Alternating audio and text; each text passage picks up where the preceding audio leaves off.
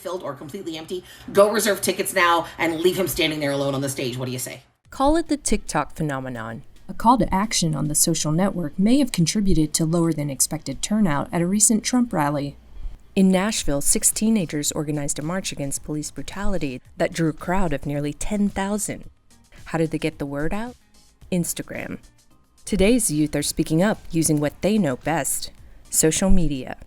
I think overall technology has really been a driving force for us, having those things that already connect us, and then kind of trying to figure out how we can manipulate these things, how we can use them to our advantage.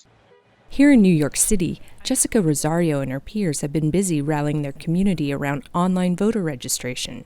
We wanted to really create a space for digital democracy. Sharing resources and building online coalitions with other like-minded organizations are key. There's nothing better than coming together in a group and just really talking about what's necessary, and then splitting up and creating those tools so that we can share it out to our communities. Digital activism isn't new, but young people today are making more use of it. Rosario helped create digital toolkits that supporters could use to push for legislative action in the state Senate. People could click on it and it would automatically open up their Twitter with like a pre-written tweet that we had created. And just in a second, you could send that. It tags the elected officials, telling them exactly what the legislation name is and why we were demanding it. Rosario believes the Twitter storm helped result in a section of New York's civil rights law being repealed.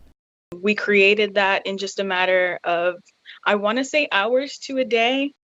Others are repurposing existing platforms like Twitch, a live streaming site for gamers that recently has become a place to catch protests as they happen on the ground. For 21-year-old Rosario, who falls squarely in the Gen Z demographic, there's still an appreciation for old-school technology. Text isn't always the best. If you have a lot to say, you want to hear people's emotions when you're like telling them news, I love phone calls way better than text messages. For these digital natives, getting everyone's attention is all about the online and offline connections. Tina Trinh, VOA News, New York.